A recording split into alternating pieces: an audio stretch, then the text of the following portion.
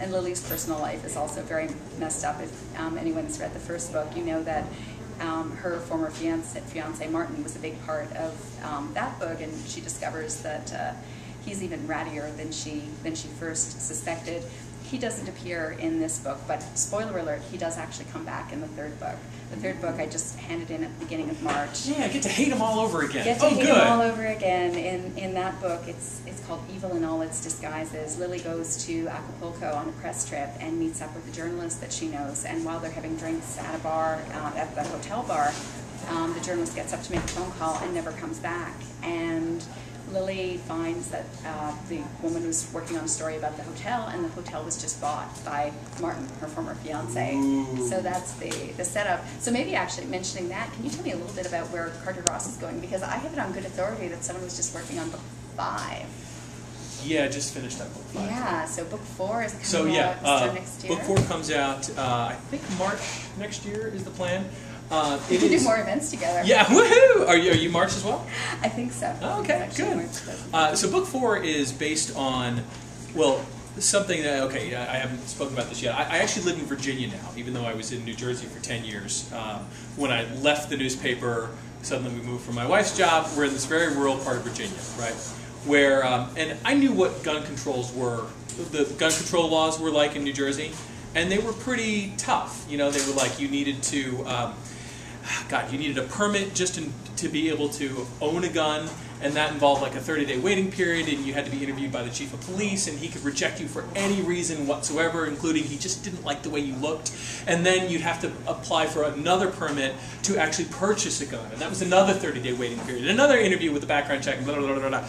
And then I became aware, having moved to Virginia, do you know what you need to do to buy a gun in Virginia? Have some money? Yeah, you need to walk up and you gotta say, "Hi, I'm a Virginia resident, give me a gun." And you walk out the store 15 minutes later. Furthermore, if you go through the extra little step of taking a gun safety class and then applying for a concealed carry permit, you can buy as many guns as you like, no questions asked, and walk out the store 15 minutes later, and then take a 5-hour drive up Route 95 to cities like Camden, New Jersey, Philadelphia, Newark, New Jersey, Boston, you know, cities where gun violence is like an epidemic, right? And so this is why they call the, law enforcement calls Route 95 the Iron Pipeline. So this is kind of, so it's about gun smuggling and whatnot. And then the 5th one is, I finished it up this morning, so I've already forgotten what it's about, actually. And no, the 5th one gets into like brownfield remediation, and we finally get the mob into it really good. Which is, I was shocked with myself. Like, I know you. I have a book set in New Jersey, and I haven't had the mob in it. What the hell is my problem? It's been a distinct lack of mob Yeah. there. So when I told my agent that the mob was in the 5th one, he's like, "About time! Can we move that one up to the 4th one? Can we change the order?" I'm like, "No, you're gonna have to do it in order." Sorry. But that's yeah, that's what's coming We down. have more questions for each other, but does anyone in the audience have any questions? Anything that you guys are wondering about? I have a question on your Peruvian book. Does a lot of it take place in Peru, or all of it takes place in Peru, and you use a lot of local? Yeah. You can watch me nerd out about all things Peruvian. It's such a stereotype as a travel writer to say that you fell in love with a place when you were there, but I completely fell in love with Peru. The entire book is set in Peru. It begins at Machu Picchu with the death at Machu Picchu. The action moves on into Cusco, which was the Inca capital of Peru, and then finally ends in Lima.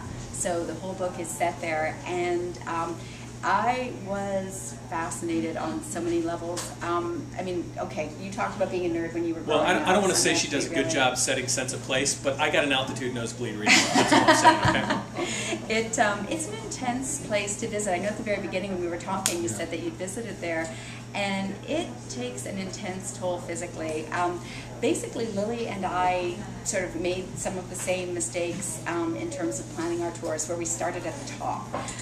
Sensible people go to Peru and they start at low altitudes and work their way up so that they don't get altitude sickness. We both decided, hey, have dessert first, and actually just sort of went straight to Machu Picchu, which is 8,000 feet above sea level, and Cusco, which is 11,500 feet above sea level. And it's the sort of situation where all you have to do is walk up a single flight of stairs, and it's a very hilly city, so there are steps and stairs everywhere. You will be completely winded. And the locals try to help you acclimate by giving you tea, coca tea, which is made from the same plant you get cocaine from. And this is actually Nice. just, well, I mean, people are always like, oh, that must have been like really exciting. And actually, no, it's about as stimulating as caffeine in a can of Coke, if that. And it tastes terrible. It's absolutely bitter and repulsive. But there is altitude sickness medication that you can take, but it is hard on your body because you end up, as you go to sleep, your breathing gets shallow. And so your body shocks itself awake. But when you're trying to get rest and that, you cannot in this environment. That said, you are in one of the most beautiful places in the world, and the Incas are insanely mysterious. I actually work in some of the Inca stories because I work in a lot of Inca sites. They didn't leave behind a written language that we can identify, so there is a lot that we don't know about the Incas. We do know that they built these massive cities on top of mountains. We also know that they did not invent the wheel.